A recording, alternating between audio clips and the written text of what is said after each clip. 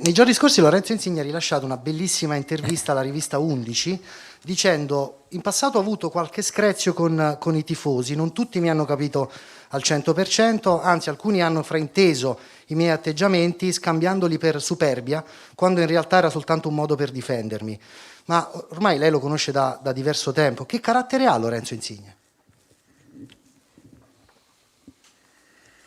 Ma prima di tutto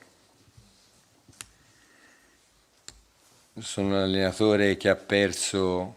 il senno, potrebbe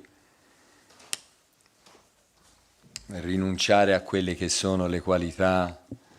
di Lorenzo Insigne e come titolo va ammesso che lui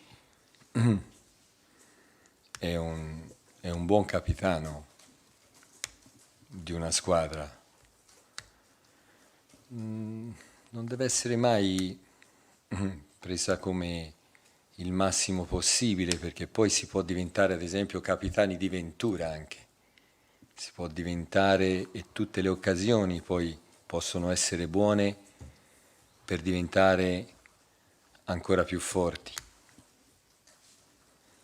Io mi sono trovato bene sin dal primo momento che l'ho conosciuto e mi è sembrato abbastanza in linea, in sintonia con quello che era la figura che mi ero fatto da fuori. Lui è un calciatore che ha un cuore, perché poi, per tornare a quello che si diceva prima alla partita contro l'Empoli, anche se lui voleva giocare dall'inizio e probabilmente si aspettava di giocare dall'inizio, però al contrario ci sono io, o davanti ci sono io che commetto un errore e gli chiedo troppo a chiedergli 70 minuti. Perché tanto i calciatori poi vogliono fare così. Per cui io ho ecceduto in questa sua disponibilità, me ne sono un po' approfittato in questa sua disponibilità, perché e questa è una qualità che lui ha, perché ci vuole essere, vuol dare una mano alla squadra, però poi ci dovevo essere io che ragionavo nella maniera corretta e che sapevo, nonostante che poi ci fossero anche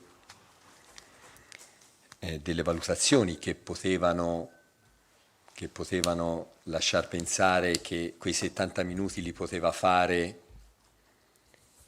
in un certo modo come lui pensava di poter fare. Però anche lì ci ho messo del mio e l'ho costretto a fare una figura sotto il livello delle sue potenzialità, per cui dentro questa disponibilità, dentro questo affetto e dentro questo attaccamento,